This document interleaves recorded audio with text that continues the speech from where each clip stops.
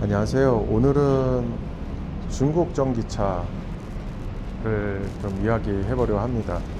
지금 요르단에 와보니까 중국 전기차들이 굉장히 많습니다.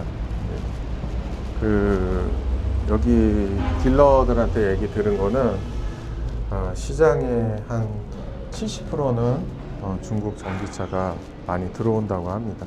그래서 그 중국 전기차가 한 70% 되고 한국 전기차는 한 30% 정도 된다고 그러는데요. 뭐 이러다가는 중국 전기차가 이 요르단 시장을 점령할 것 같습니다. 왜 요르단 시장은 중요하냐면 사실 여기는 허브와 같은 역할을 하고 있습니다. 이 주변 국가들이 굉장히 많은데요. 예를 들어서 시리아 같은 경우에는 저희가 비자만 받으려고 해도 한 달이 넘게 걸리고요. 그리고 거기는 위험 지역이기 때문에 지금 현재 대한민국에서도 허가를 잘 내주지 않습니다. 물론 다른 나라도 좀 비슷한 현상이 있고요. 그리고 시리아뿐만 아니라 이라크, 정세가 불안한 이라크, 그 다음에 팔레스타인, 심지어 이스라엘까지 이제 교도부로 해서 요르단은 교도부로 해서 차량들이 굉장히 많이 나가고요. 여기는 중개무역이 거의 대부분입니다. 한 70%가 중개무역인데 그 중에서 한국 차들이나 중고 수출 자동차로다가 시장을 중개무역으로 차지하는 비율이 60%에서 한 70% 정도 됩니다. 그러면 숫자가 적은 숫자는 아닙니다. 그래서 오늘 이제 이 이야기를 해보려고 하는데요. 지금 제가 요르단 시내를 갔다 왔는데 코트라를 잠깐 방문했다가 좀 이런저런 이야기를 들었습니다. 근데 우버를 타고 왔다 갔다 했는데 두 차량 모두가 일본의 죄송합니다. 중국의 그 전기차였었습니다. 근데 자세히 살펴보면은 그 거의 대부분의 그 중국에서 온 그 하이브리드 차량이 아닌 그 전기차 같은 경우에는 지금 요르단 시장을 완전히 점령할 거라고 다른 사람들이 예측을 했지만은 또 다른 소식이 있습니다. 그러면 그 사실은 어떠냐? 결론만 말씀을 드리면은 요르단은 세수가 부족한 나라입니다. 왜냐하면 기름이 나질 않거든요.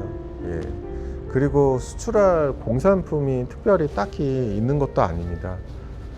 결국 외국에서 들어오는 물건을 세금을 붙이거나 아니면은 마진을 남겨서 제 삼국에 파는 게 그게 나라 살림살이의 어떻게 보면 핵심이자 전부일 수 있는데요.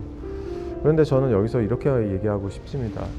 대부분 전기차라는 게 세금 감면이 있지 않습니까? 뭐 정부가 친환경 정책을 핑계로 뭐 세금을 면제해 줄 수도 있는 거고, 등록세를 깎아줄 수도 있는 거고, 그리고 관세를 줄여줄 수도 있고요.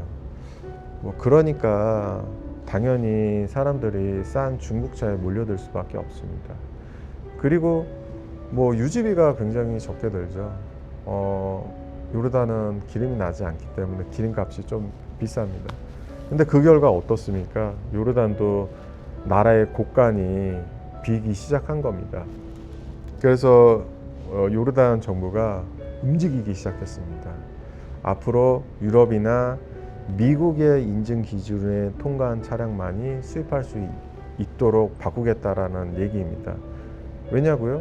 그래야 이 전기차를 막아야지 세수를 좀 거칠 수 있는 차량들을 수입해 올 수가 있으니까요. 그런 의미는 지금 길거리에 이제 뒤덮인 중국 전기차, 그 많은 차량들이 조만간에는 들어올 수 없게 될 수 있다라는 뜻도 됩니다. 그 기준 중국차는 통과하기가 좀 쉽지 않을 것 같습니다. 여러분도 잘 아시겠지만 미국 기준 그 인증에 맞춘다는 거는 사실 거의 불가능에 가깝습니다. 여러분들도 잘 아시겠지만 중국은 지금 미국하고도 무역 전쟁 중입니다. 그리고 정치적으로 외교적으로 쉽지가 않습니다. 그 다음에 두 번째 문제는 품질이나 AS의 문제도 있습니다. 그게 이제 큰 걸림돌이 될 수가 있는데요. 그리고 만약에 사고가 났다 치면은 이걸 부품을 어떻게 조달이 되지가 않기 때문에 고칠 수가 없습니다. 그래서 이 세 가지 문제가 있습니다. 제가 한 예시를 한번 들어드리면은 3년 전에만 해도 러시아에 중국 차들이 엄청나게 많이 들어왔습니다. 근데 지금은 안 팔립니다. 왜? 타보니까 싸긴 한데 오래 타지는 못하거든요. 뭐 부품도 없죠. 배터리 성능도, 특히 러시아는 추운 나라이기 때문에 배터리가 굉장히 이제 문제가 될 수 있습니다. 뭐 만약에 이제 영하 50도, 60도로 내려가는 데는 전기차 충전하는 것도 힘들고, 그리고 그게 성능이 너무 저하되기 때문에 굉장히 힘듭니다. 그리고 AS는 어떻습니까? AS는 뭐 그냥 없다고 보시면 됩니다. 결국 러시아 사람들도 등을 돌리고 지금은 일본 차, 한국 차로 돌아섰습니다. 아마도 제 생각에는 요르단도 같은 길을 걷지 않을까 싶습니다.